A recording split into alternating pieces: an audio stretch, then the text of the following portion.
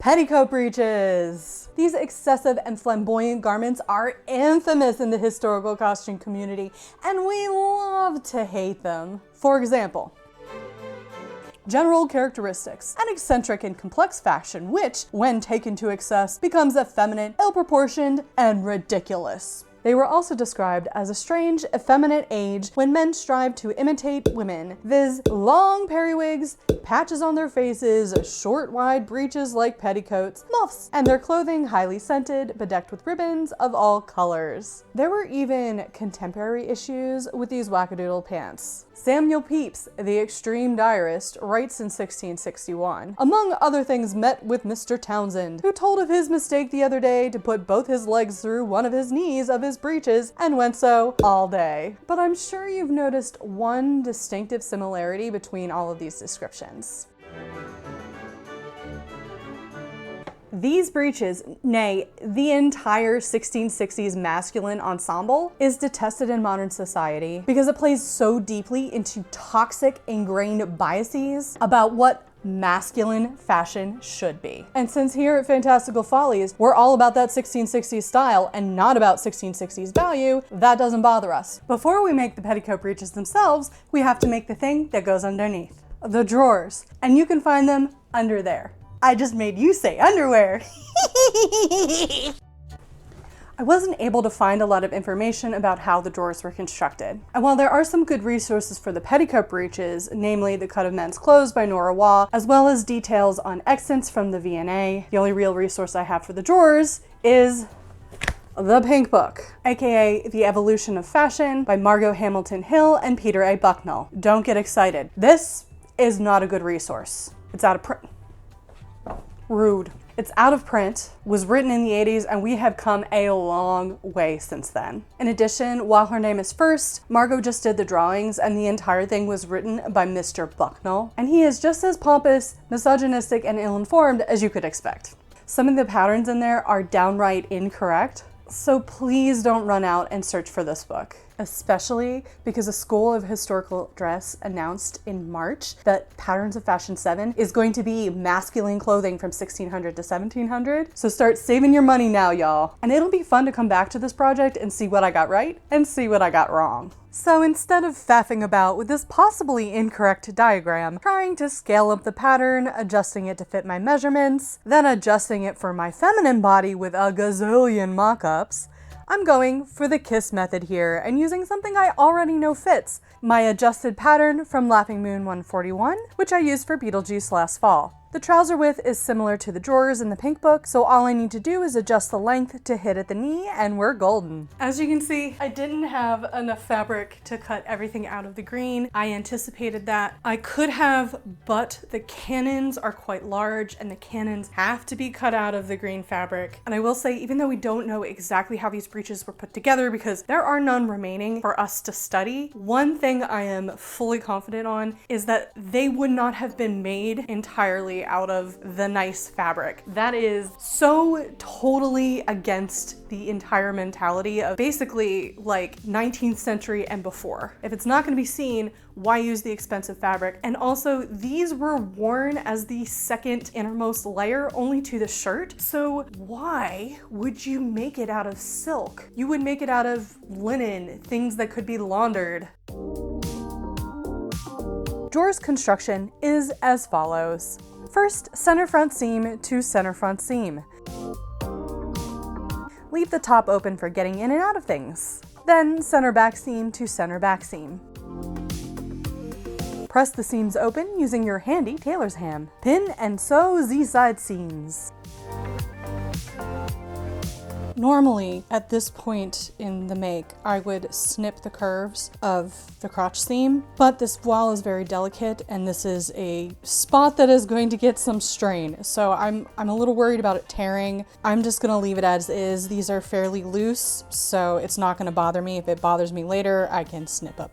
Also, for some reason, cut these a little weird and they're not quite the same length. I suspect that had something to do with the piecing, but whatever, it'll be fine. They're underwear. You're only gonna see the very bottom of them. That's all we need to worry about. Unlike the fall front openings of the 1690s and later period breeches, in the mid-17th century we're using button flies. Again, I don't really have a guideline for this, so I'm just using the method that I know, facing one side of the drawers and adding a 2-inch placket to the other. Let's add our waistband. Instead of darts, which were not yet a thing, we'll gather the excess fabric using a long running stitch. It's a very subtle gather, but it'll give some more ease to these. And waistband sewing technology hasn't really changed in the past 360 years, so let's move on. All right, all we have left are the cannons and the fly, and this will be put together. Sounds like some kind of weird World War II novel or something. Canons are the infamous ruffle that was worn tight over the knee. They could be attached to the drawers or just be their own separate garment. These actually came into fashion earlier in the century when masculine clothing switched from full hose to stockings, and they helped bridge the gap between the knee and the top of the boots. But by this period, like everything else, they've become rather excessive. The measurements given in the pink book are for a cannon 52 inches wide and 8 inches long. However, I'm small. If I do 8-inch cannons, I'll end up looking like this dude, aka the Awkward Duke. And y'all, while petticoat breeches are way cooler than we give them credit for, there is a line, and this dude crossed it. So mine are gonna be 4 inches long to accommodate my hobbit frame, and I'm gonna cut them as straight rectangles to economize on fabric.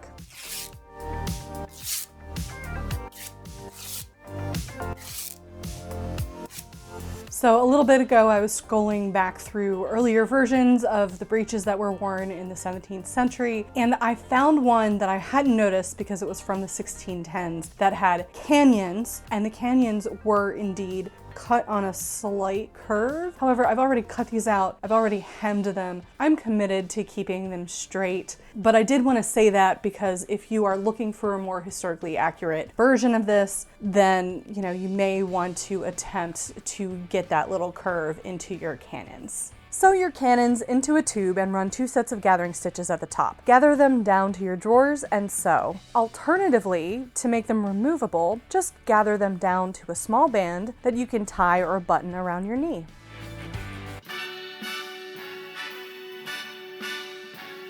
And they're done! Short and sweet. Now let's get to the main event. There were 2 different methods of constructing petticoat breeches. The first was literally just like a petticoat, only shorter, and worn over the drawers. The second is the same, only with a crotch seam. This is the shape we're going for today. Let's draft the back first. Because the construction is so simple, I'm opting not to do a mock-up and just to draft the breeches onto the fashion fabric. I'm basing these off of the petticoat breeches in the cut of men's clothes. This pair is 29 inches wide. I start with that and add just a little extra width for scale since I'm proportionately a little bit larger than the original wearer. They're 21 inches long, so that's the next measurement I'll draw. That's pretty close to my waist to knee measurement, which is perfect. But if you're taller than 5'3", you're gonna wanna extend that measurement down as well. Here's where we're going to draw the back rise. Again, I'm using my already fitted pattern for this to keep it simple. If you don't have a fitted pattern, you can use a pair of trousers you have that you like the rise of and simply use that, though give yourself a little extra room just in case. I'm opting to use quilting cotton for this project since it's more of an experiment than something I think I'll get a chance to wear to events. I couldn't justify the expense of good silk, which is historically what they would have been made out of. Back piece is complete. The front is laid out exactly the same, only the rise is different, obviously, so this time I'll use the front trouser pattern. A quick note for those of you with masculine bodies, it's hard for me to tell, firstly because of the way I'm shaped, as well as because I have nothing to compare it to, so I'm not sure how long of a rise these have compared to modern clothes. A point of reference for you is that the bottom of the rise is 12¼ inches below the top of the breeches for both the front and the back, not including the waistband. Hopefully that helps you size yours accordingly. Here's the front done, but let's label it just in case. This part is gonna look real familiar because we just did it with the drawers. Center front to center front, center back to center back. I sat down last night to hand stitch the rise seam, and as I sat down, an image flew into my head of me sitting down in these breeches only to have my hand sewn stitches pop open. And I chickened out and I just machine sewed. We'll hand stitch the rest of it.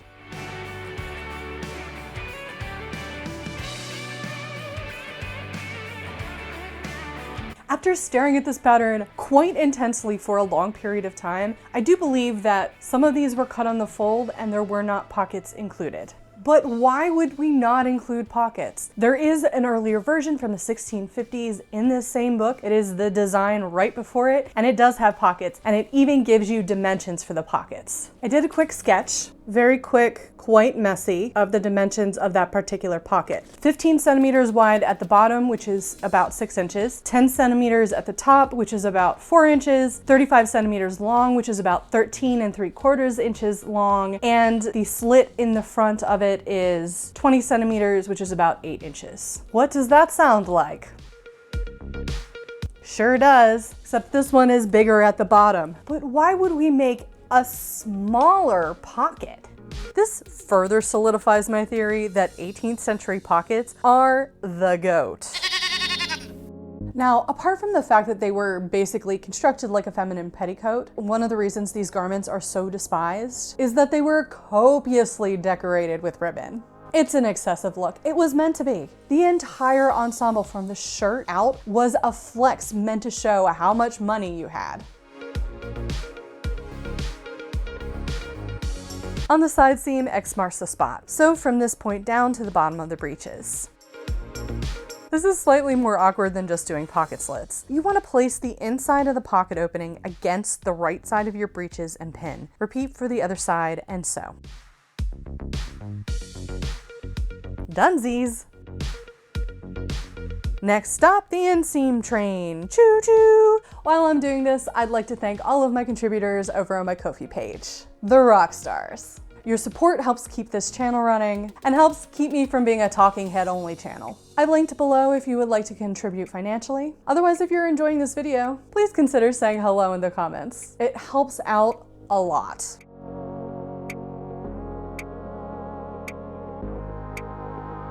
Again, my back is longer than my front. Whoops. Here's where we start to veer away from historical adequacy to accommodate for convenience. Looking at the extant pair of petticoat breeches in the V&A, they're cartridge pleated all the way around, with the center front closure consisting of a button band with 5 buttons. However, I have to get some kind of use out of one of the pieces in this costume, and the petticoat breeches are destined to become loungy pants. So I'm nixing the center front opening. Instead, they're going to be pull-on, and while apart from the button closure, I'll do the historical method in the front. We're gonna be a little cheeky in the back to make them a little bit more comfortable. To gather the waist, cartridge pleats are the name of the game. I'm opting for 1/2-inch pleats, but if you're more patient than I, you can do 1/4-inch pleats. You want 2 sets of these and just do from the side to the center for your own sanity. Cartridge pleating's a lot of work, but it's worth it for this moment, except when it gets tangled. Note that to echo the feminine petticoats of the time, I've decided to leave a 4-inch gap in the center front without pleating.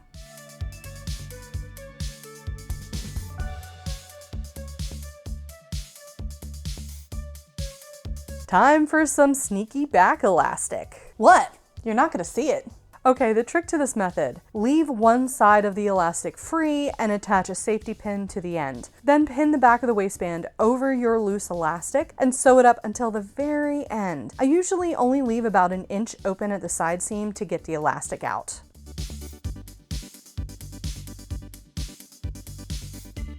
Well, my friends, I have lied to you, because today we did not make petticoat breeches. Today we made secret pants!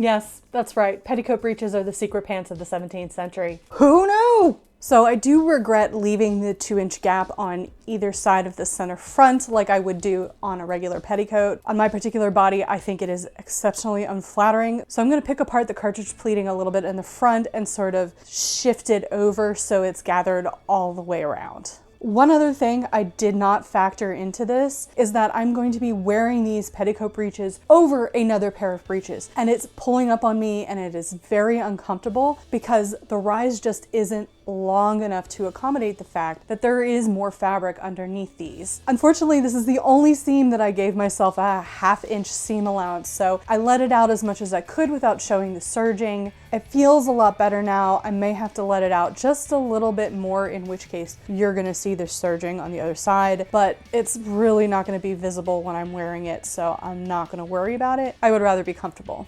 I did have to pick apart all of my careful hand stitching to do this. So I fixed it on the machine because I will hand stitch it once, I will not hand stitch it twice, especially if I have to take it out again and fix it. That's what I get for not doing a mock-up. Also, I've been wearing these for a little bit and I just need to say, if you are not somebody who has dangly bits, this getup is worse than a jumpsuit. If you know, you know. That's all I have to say about that. Okay, let's hem these babies up.